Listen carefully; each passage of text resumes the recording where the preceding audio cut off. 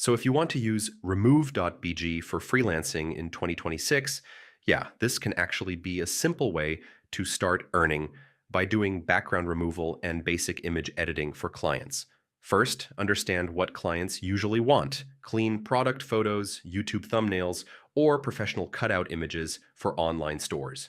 Next, use remove.bg to quickly remove backgrounds from images. This saves you time and lets you handle more client work. Now check edges carefully and fix any mistakes using the edit tool.